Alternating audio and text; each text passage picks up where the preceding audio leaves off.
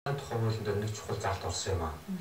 Тэр нь одоо ингээд хараад байхад компани аудит хийлгэж байгаа гэж байгаа. Яг байдлыг харахад нэг өөрсдөө нэг аудит хийлгэсэн болоод тэрийг татварт өгсөн болоод нэг юм хэлбэрийн төдийл яваад байна л да.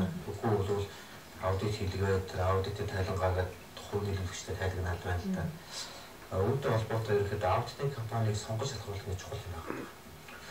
Одоо ялангуяа одоо шинэ хуульд бол аудитын хороо гэдэг сая байлгүй яснаар аудитын хороо тухайн аудитын компани сонгоод тэгээд сонгосон аудитын компани туузаараа хилцүүлнэ. Туус нь батлаж нэг гүйцэх хөдөлгөөнтэй хялт тавих гэсэн. Өөрөөр би өөрийгөө шалгах нэг өөрөө сонгоод өөрөө төлөвлөж тавьчихгүй шүү дээ. Тэр шиг ямар стрессийн тэр туус гэдэг одоо төлөөллийн байгууллагууд тэр гүйцэх хөдөлгөөн хөндлөнгийн байдлаар аудит хийх тийм нөхцөл болцоог хангах хэрэгтэй юм аа.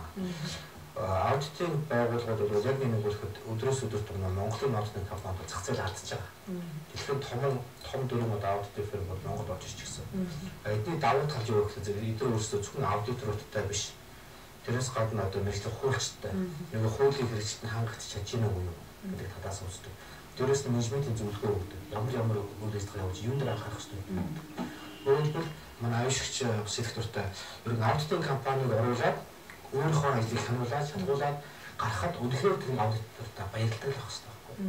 Тэр чадах юм бол энэ аудитын үйлчлэгээ маань нөгөө талаас одоо Виктор Батбүртгэлийн олон улсын стандарт аудитын тухайлбар тусгаснараа үйлчлэгээ авах гэж өөрөөсөө зөвлөгөө авах гэдэг зүйлээр яригдж байгаа юм. Тэгэхгүй бол одоо 94 аудитын компаниуд хоорондоо нэг үнээр өрсөлдөд байдаг. Чанараа биш.